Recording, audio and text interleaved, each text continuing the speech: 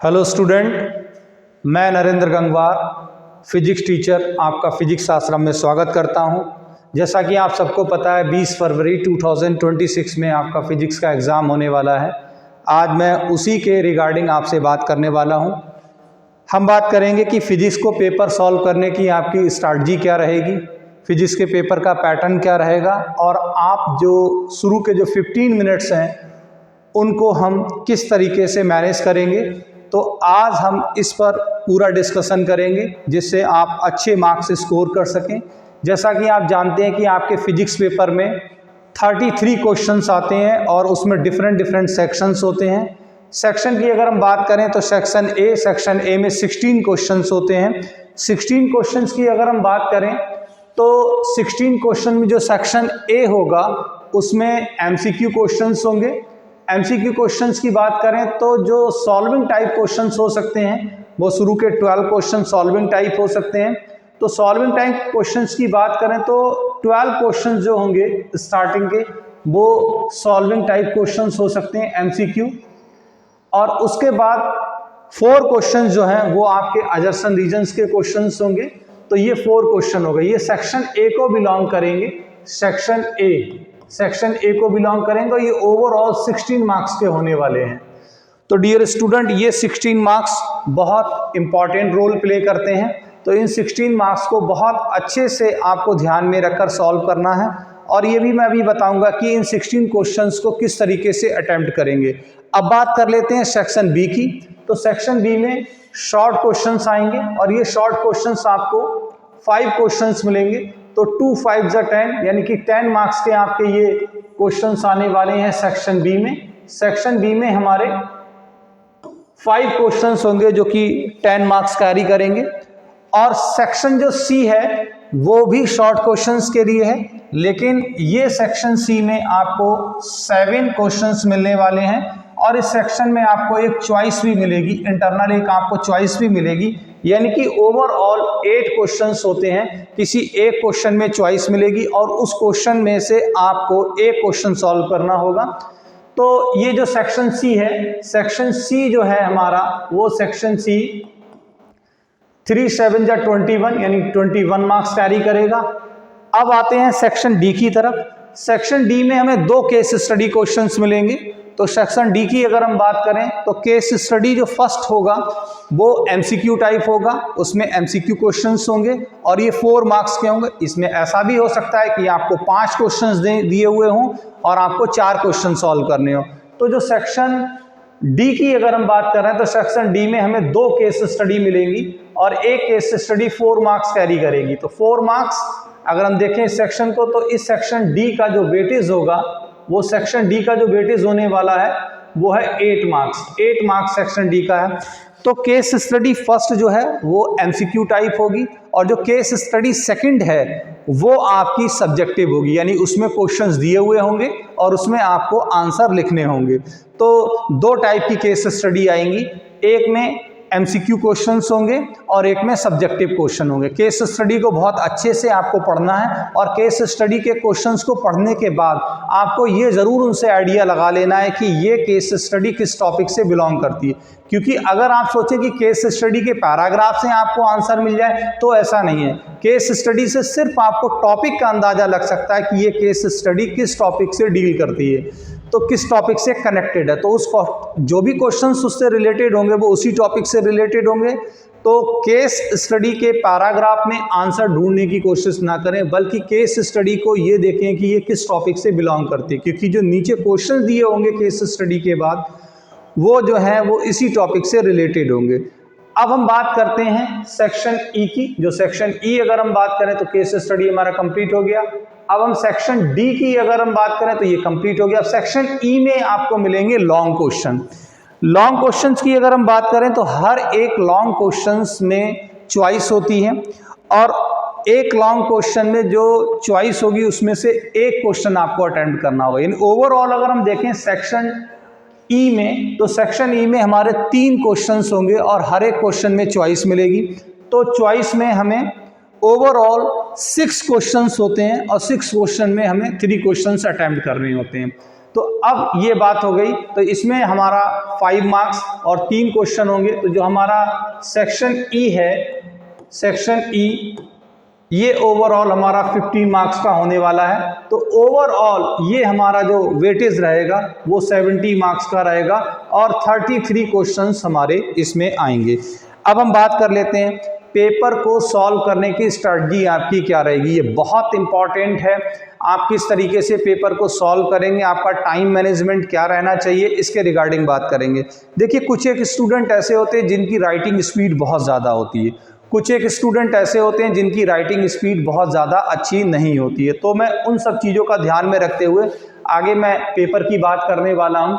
तो पेपर की अगर हम बात करें तो नेक्स्ट जो हमारा पेपर होगा वो किस तरीके से हमें पेपर मिलने वाला है, उसका एक फॉर्मेट है। पुराने प्रीवियस ईयर्स का एक क्वेश्चन पेपर मैं ले लेता हूँ, जिससे आपको आइडिया लग जाएगा कि आपका जो क्वेश्चन पेपर है वो किस तरीके का होने वाला है। बेसिकली हमारा जो सीबीएसई का जो क्वेश्चन पेपर होता है वो वाई लैंग्वेज होता है। तो सबसे शुरू में हमें इंस्ट्रक्शन ज़रूर पढ़ने चाहिए पेपर्स के।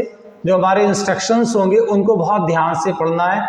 पेपर में कौन सा सेक्शन कितने मार्क्स का, ये यहाँ पर आपको इंस्ट्रक्शंस पढ़ने को मिलेंगे। जनरल इंस्ट्रक्शंस आपको ज़रूर पढ़ने हैं।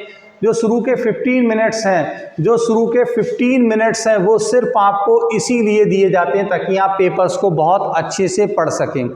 तो शुरू के जो 15 मिनट्स हैं उसमें आपको पेपर को पढ़ना। जैसे इसमें लिखा हुआ है जो सेक्शन ए है, सेक्शन ए में जो हमारे क्वेश्चंस आने वाले हैं वो 16 क्वेश्चंस होने वाले हैं, मल्टीपल चॉइस होंगे और हर एक क्वेश्चन का जो मार्क्स होगा वो 1 मार्क्स का होगा। इसी तरीके से ये मैं आपको सब ऑलरेडी पहले ही बता चुका हूँ।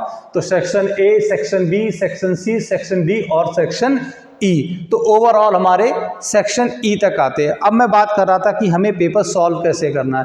जैसे सपोज दैट अगर आपका राइटिंग स्पीड कम है तो आपको क्या करना है, आपको सेक्शन ई सबसे पहले सॉल्व करना है। सेक्शन ई जब आप सबसे पहले सॉल्व कर लेंगे तो जो 15 मार्क्स का जो आपके ऊपर बर्डन था उससे आप फ्री हो जाएंगे। क्योंकि अगर एंड में टाइम कम भी पड़ता है तो आपका सेक्शन ई का अगर कोई क्वेश्चन अगर मान लीजिए छूट जाता है कम टाइम होने की वजह से, तो 5 मार्क्स का क्वेश्चन छूटेगा। तो इसलिए आप सबसे पहले सेक्शन ई सॉल्व करेंगे। सेक्शन ई सॉल्व करने से 15 जो मार्क्स का जो वेटेज है उसका बर्डन आपके ऊपर से हट जाएगा। तो सेक्शन ई को हमें किस तरीके से सॉल्व करना है उसकी बात कर लेते हैं। तो सेक्शन जो ई होने वाला है वो मैंने ऑलरेडी आपको बताया कि सेक्शन ई में हमारे ओवरऑल, सेक्शन ई में हमारे ओवरऑल कितने क्वेश्चंस आने वाले हैं। सेक्शन ई में हमारे ओवरऑल आने वाले हैं 6 क्वेश्चन। जैसे सपोज दैट ये सेक्शन ई है, ये हमारा सेक्शन ई है और सेक्शन ई में आप देख रहे हैं सेक्शन ई में जो क्वेश्चन नंबर 31 है, 31 क्वेश्चन जो है उसमें 2 क्वेश्चंस गिवन होंगे। एक कंप्लीट क्वेश्चन ये हो गया और एक नीचे चॉइस में हो गया। तो सेक्शन ई जब आप यहाँ पर सेक्शन ई डालेंगे तो अगर सपोज दैट आप फर्स्ट क्वेश्चन अटेम्प्ट करते तो इन मार्क्स का विशेष ध्यान रखेंगे। जो ये मार्क्स का मतलब जो यहाँ पर नंबर दिए हुए, नॉट मार्क्स, जो आपको नंबरिंग दी हुई है उन नंबरिंग का बहुत ज़्यादा ध्यान रखना है। जैसे सपोज दैट अगर आप 31st क्वेश्चन अटेम्प्ट करने जा रहे हैं और उसका ए पार्ट जो है वो आप अटेम्प्ट कर रहे हैं तो 31st ए, और ए का फर्स्ट क्वेश्चन सॉल्व करेंगे तो फर्स्ट नंबर और सेकंड क्वेश्चन सॉल्व करेंगे सेकंड क्वेश्चन नंबर डालेंगे। तो सेक्शन ई में अगर 31 का ए पार्ट करते हैं तो ए पड़ेगा और बी पार्ट आप सॉल्व करते हैं तो बी पड़ेगा। अगर आप सेक्शन ई का 31st का बी पार्ट सॉल्व करते हैं तो बी पार्ट की तरफ देखेंगे। बी पार्ट में हमारे कुछ ज़्यादा ही क्वेश्चंस गिवन हैं। तो बी पार्ट में हमारे देखिए, बी पार्ट में फर्स्ट वाला जो है उसमें भी सब नंबरिंग दी हुई है, फर्स्ट सेकंड थर्ड। तो 31st बी और इसका फिर फर्स्ट पार्ट, और फर्स्ट पार्ट में भी इसका फर्स्ट। तो जो नंबर है वो बिल्कुल एकदम क्लियर कट आप मेंशन करें, क्योंकि इस बार ऑन स्क्रीनिंग जो है वो कॉपी चेक होने वाली है तो इसका नंबर का बहुत विशेष ध्यान रखेंगे। तो इसी तरीके से हर एक क्वेश्चन में आप ये सोचें कि लॉन्ग क्वेश्चन में सिर्फ एक क्वेश्चन होगा, ऐसा नहीं है। लॉन्ग क्वेश्चन में जितने भी क्वेश्चन होंगे उनके हर एक क्वेश्चन में 2 पार्ट होंगे, ए और बी। ए में पूरा एक कंप्लीट क्वेश्चन और बी में दूसरा चॉइस में। अब ए में भी सब क्वेश्चंस होते ही होते हैं, मिनिमम 2 होते हैं और इससे ज़्यादा भी हो सकते हैं। तो डियर स्टूडेंट, जैसे सपोज दैट मैंने पहले बताया कि 31 है तो 2 है पार्ट, 1 और 2। अब इसी के चॉइस में काफ़ी सारे पार्ट गिवन हैं हमें। अब अगर हम सेम सेक्शन के नेक्स्ट क्वेश्चन में जाएं तो ये नेक्स्ट क्वेश्चन 32 आ गया। अब देखिए 32 क्वेश्चंस की अगर हम बात करें तो ये भी लॉन्ग क्वेश्चन है। तो 32 के जो ए पार्ट में हमें 2 पार्ट गिवन है, फर्स्ट और सेकंड गिवन है। तो मिनिमम मैं बोल रहा हूं कि 2 पार्ट तो आपको मिलेंगे ही मिलेंगे हर एक क्वेश्चन में। अभी अगर चॉइस वाले में आ गए तो बी पार्ट में भी हमें 2 क्वेश्चंस हमारे जो हैं वो मेंशन किए गए, फर्स्ट और सेकंड। तो जो क्वेश्चन आप सॉल्व करेंगे उसको क्लियर कट मेंशन करेंगे।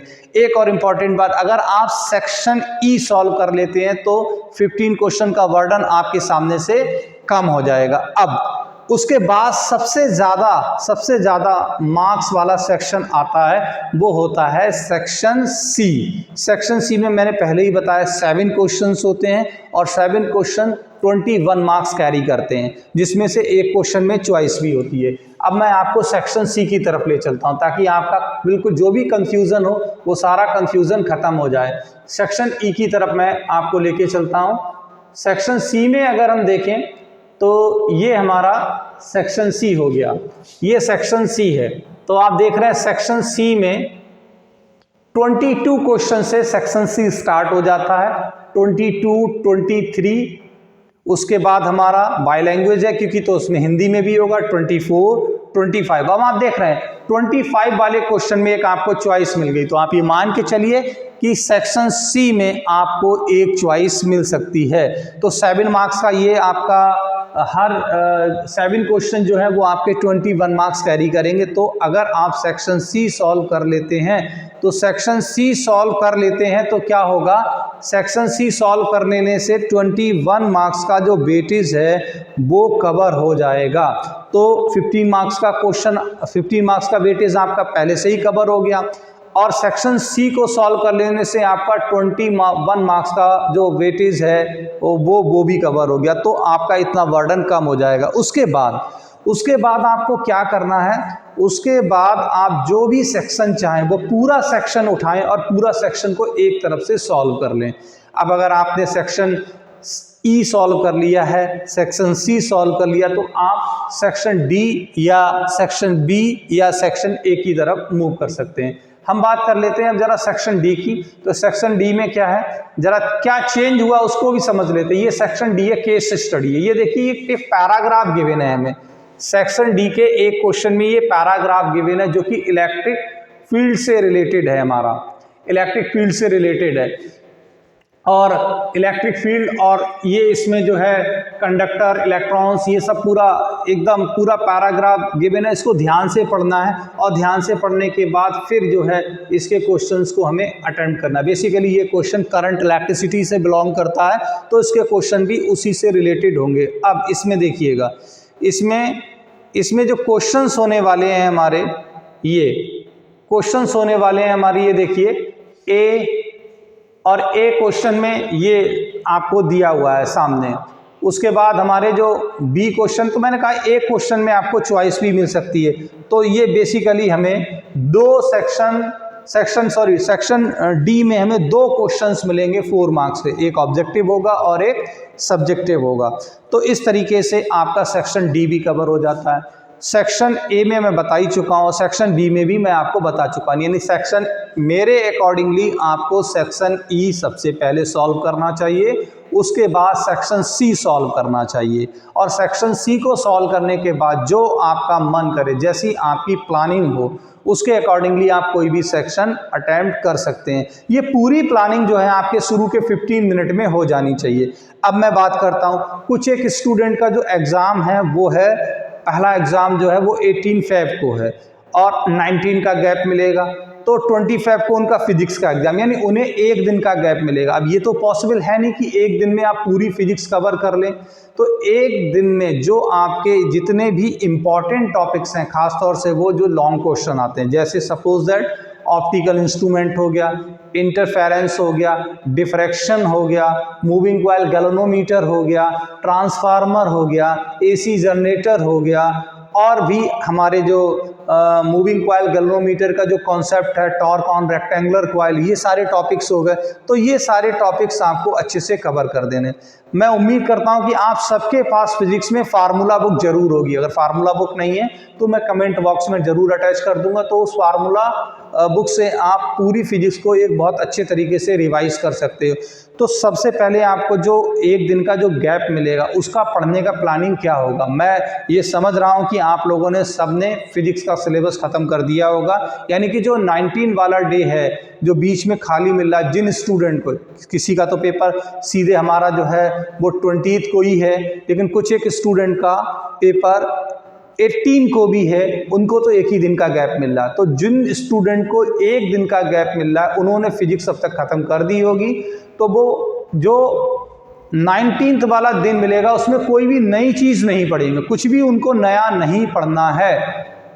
नया पढ़ने से कुछ नहीं होने वाला है। जितना आपने पढ़ा आप अपने ऊपर भरोसा रखें, कॉन्फिडेंस रखें, उसी को अच्छे तरीके से रिवाइज करें। अब रैपिड रिवीजन करना बहुत ज़रूरी है। रैपिड रिवीजन का मतलब पूरी फिजिक्स के फार्मूला कम से कम इस वाले गैप में 3 से 4 बार आपको पढ़ लेने हैं। हर चैप्टर के अगर फार्मूला आपको आते होंगे तो आपके ऑब्जेक्टिव क्वेश्चन जो भी हैं वो आपके कंप्लीट हो जाएंगे। जैसे ऑब्जेक्टिव क्वेश्चंस की बात करें तो ऑब्जेक्टिव क्वेश्चन 16 क्वेश्चन तो सेक्शन ए से ही बिलोंग करेंगे, और 4 मार्क्स के क्वेश्चन सेक्शन डी यानी केस स्टडी। तो ओवरऑल अगर हम देखें 20 मार्क्स के ऑब्जेक्टिव क्वेश्चंस होने वाले हैं। तो इन सब के लिए आपका फार्मूला पे कमांड होना बहुत ज़रूरी है। अजर्सन रीजन का जो है वो बहुत पढ़कर आंसर आपको बहुत सोच समझ के उसको आंसर सेलेक्ट करना है। अब एक और इम्पॉर्टेंट बात मैं आपसे करना चाहूँगा, कॉपी में जो प्रेजेंटेशन है और जो रफ वर्क है उसमें आपको क्या ध्यान में रखना है, इस चीज़ को बहुत अच्छे से आप समझेंगे। आपको क्या ध्यान में रखना है, जैसे सपोज दैट अगर हम कॉपी के मार्जिन की बात करें तो कॉपी का जो मार्जिन होता है वो लैंडस्केप मोड में होता है। लैंडस्केप मोड में होता है यानी कि कॉपी का जो मार्जिन होगा वो कुछ इस तरीके का होगा। कॉपी का जो मार्जिन होने वाला है वो कुछ एक इस तरीके का होने वाला है। अब आपको इसको किस तरीके से आपको सॉल्व करना है, ये आपका कॉपी का पेज हो गया। तो कॉपी के पेज में आप जब क्वेश्चन सॉल्व करेंगे तो आपको करना क्या है, आपको राइट साइड में एक मार्जिन ज़रूर ड्रॉ करना है, और उस मार्जिन को ड्रॉ करते वक्त आपको इस चीज़ का ध्यान रखना कि इसी में आपको रफ वर्क करना। ये जो मार्जिन मैंने यहाँ पे ड्रॉ किया इस मार्जिन में ही आपको रफ वर्क करना है, एंड में नहीं जाना है। अगर आप एंड में जाते हैं तो क्या होगा, एंड में जाने से आपको क्या होगा, एंड में जाने से आपका टाइम वेस्ट होगा। तो जैसे सपोज दैट आप ऑब्जेक्टिव क्वेश्चन सॉल्व कर रहे हैं, उसमें बहुत सारे क्वेश्चन सॉल्विंग टाइप भी होंगे। तो अगर आप कोई ऑब्जेक्टिव क्वेश्चन सॉल्व कर रहे हैं तो ऑब्जेक्टिव क्वेश्चन सपोज दैट आपने फर्स्ट क्वेश्चन सॉल्व करा, फर्स्ट क्वेश्चन का सॉल्व करने वाला अगर सॉल्विंग है, न्यूमेरिकल है, तो उसका रफ वर्क यहीं पर होना चाहिए, इस मार्जिन में आपका रफ वर्क होना चाहिए। बार बार अगर आप एंड में जाएंगे, बार बार अगर एंड में जाएंगे तो आपका टाइम वेस्ट होगा, और एक वो पूरा पेज रफ वर्क से भर जाता है। बार बार पलटने से गलती होने की संभावना रहती है। चेकिंग में भी इजी रहेगा, क्योंकि अगर एग्जामिनर इसको चेक करेगा तो फर्स्ट क्वेश्चन का रफ वर्क किसी के सामने है तो उसे आइडेंटिफाई करना इजी रहेगा। अब फर्स्ट क्वेश्चन का जैसे सपोज दैट फर्स्ट क्वेश्चन का जो आंसर आया, आंसर की अगर हम बात करें तो आंसर आया ए। अब ए ना लिखकर खाली छोड़ें, आंसर पूरा लिखें। जैसे फर्स्ट क्वेश्चन का आंसर 10 वोल्ट आ रहा है तो सपोज ये आप 10 वोल्ट पूरा लिखेंगे। अभी 10 वोल्ट, अगर आपको 10 वोल्ट सॉल्व करके आंसर आ रहा है तो ठीक है, और अगर आप श्योर हैं कि ये 10 वोल्ट ही आंसर है तो आप बिना सॉल्व करे भी 10 वोल्ट लिख सकते हैं। ज़रूरी नहीं है कि आपको सॉल्व करके निकालना। अगर आप श्योर हैं कि इसका आंसर 10 वोल्ट ही होगा तो आप डायरेक्टली भी लिख सकते हैं। तो मेरा कहने का मतलब ये है कि आंसर आप यहाँ पर पूरे लिखें, जो भी आंसर है वो कंप्लीट लिखें। कुछ स्टूडेंट क्या करते हैं, अजर्सन रीजन में सपोज दैट 4 ऑप्शन दिए होते हैं, वो लंबे लंबे होते हैं, A assertion and reason both are correct, इस तरीके से लिखे हुए होते हैं। तो बच्चे क्या करते हैं, अजर्सन रीजन वाले क्वेश्चंस में वो क्या करते हैं, जैसे सपोज दैट 13 क्वेश्चन है तो 13 क्वेश्चन का ए लिख देंगे बस खाली। अब ए क्या है, ए का पूरा स्टेटमेंट भी लिखना है, ये भी बहुत ज़रूरी है। ये छोटी छोटी जो है, अगर आप छोटी छोटी जो गलतियां करते हैं वो नहीं करेंगे तो आपके मार्क्स और अच्छे हो सकते हैं। अब सबसे इम्पॉर्टेंट बात, जितने भी फिजिक्स में ग्राफिक्स हैं, जैसे रे डायग्राम हैं, ग्राफ हैं, गैल्वेनोमीटर का फिगर है, एसी जनरेटर का फिगर, इसके लिए आप डार्क पेंसिल यूज़ कर सकते हैं। डार्क पेंसिल यूज़ करेंगे, अगर गलत भी हो जाता है तो आप क्या कर सकते हैं, इरेजर से रफ करके उसको करेक्ट कर सकते हैं। पेन से नहीं बनाना, पेन से अगर आप बनाएंगे तो अगर गलत हो गया तो ओवरराइट होगा, वो कॉपी में प्रेजेंटेशन अच्छा बिल्कुल भी नहीं लगेगा। तो आपको क्या करना है, डार्क पेंसिल से सारे फिगर बनाने हैं। तो डार्क पेंसिल से सारे फिगर बनाएंगे तो आपको बिल्कुल भी प्रॉब्लम नहीं होगी। अब इन सारी चीज़ों को ध्यान में रखते हुए आपको अपना टाइम मैनेजमेंट जरूर ध्यान रखना। सबसे इम्पॉर्टेंट बात टाइम की ही होती है। कुछ एक स्टूडेंट, जैसे लास्ट ईयर मेरा एक स्टूडेंट था, उसमें क्या था कि लास्ट ईयर्स में उसने पूरा पेपर सॉल्व कर लिया। अब जो लास्ट सेक्शन में जब आया तो टाइम की जो है वो शॉर्टेज हो गई, तो एक उसका लॉन्ग क्वेश्चन छूट गया, तो उसके मार्क्स 95 ही रह गए। तो आपको मैंने इसीलिए बताया सेक्शन ई को क्या करना है, पहले सॉल्व करना।